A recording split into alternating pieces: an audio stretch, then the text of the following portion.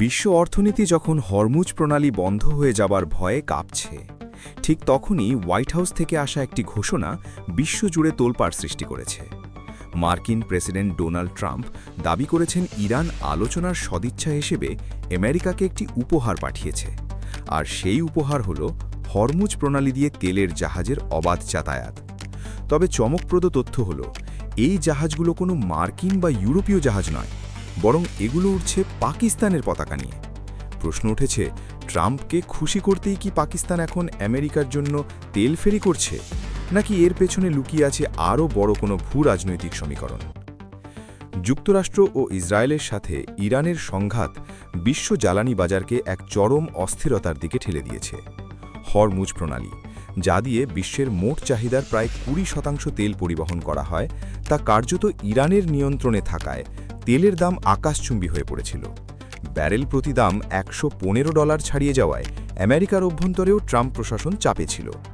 ঠিক এই সংকটময় মুহূর্তে গত 26শে মার্চ হোয়াইট হাউসে আয়োজিত এক ক্যাবিনেট মিটিংয়ে ডোনাল্ড ট্রাম্প এক অভাবনীয় তথ্য ফাঁস করেন।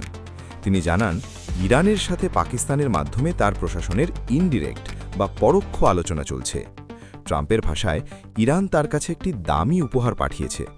সেটি হল 10টি বিশাল তেলের ট্যাঙ্কারকে নিরাপদে হরমুজ প্রণালী পার হতে দেওয়া। ট্রাম্প উল্লেখ করেন, ওরা বলেছে আমাদের বিশ্বাসযোগ্যতা প্রমাণ করতে আমরা 8টি তেলের জাহাজ যেতে দেব।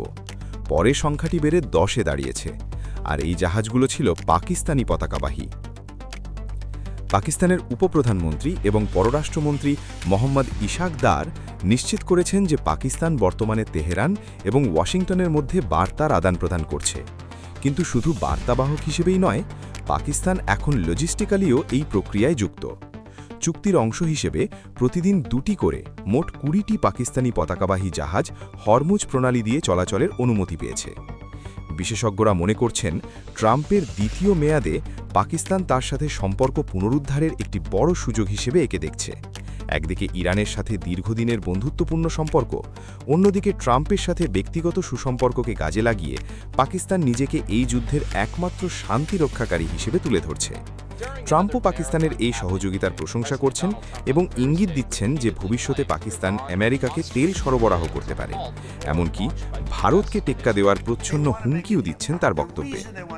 ইরান কেন এই সুযোগ দিল? তেহরানের জন্য এটি একটি বড় চাল। তারা বিশ্বকে দেখাতে চায় যে তারা চাইলে যে কোনো সময় তেলের বাজার অচল করে দিতে পারে, আবার চাইলে নির্দিষ্ট দেশগুলোর জন্য পথ খুলে দিতে পারে। পাকিস্তানি পতাকাবাহী জাহাজ ব্যবহার করার অর্থ হল, ইরান সরাসরি আমেরিকার কাছে নতি স্বীকার করছে না, বরং একটি বন্ধুত্বপূর্ণ দেশকে সুযোগ দিচ্ছে।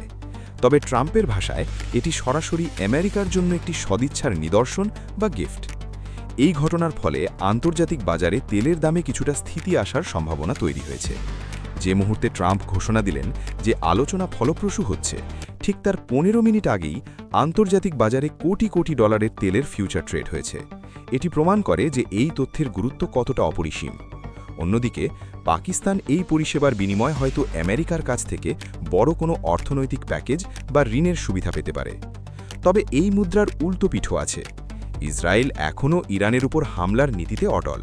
পাকিস্তানের এই মধ্যস্থতা যদি শেষ পর্যন্ত স্থায়ী যুদ্ধবিরতি আনতে না পারে, তবে পাকিস্তানি জাহাজগুলোকেও ঝুঁকির মুখে পড়তে হতে পারে।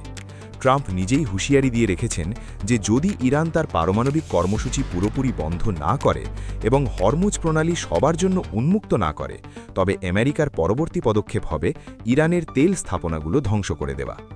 সব মিলে দেখা যাচ্ছে, পাকিস্তান বর্তমানে একটি অত্যন্ত ঝুঁকিপূর্ণ কিন্তু লাভজনক হাই ওয়ার ডিপ্লোমেসি বা ভারসাম্যপূর্ণ কূটনীতি পরিচালনা করছে।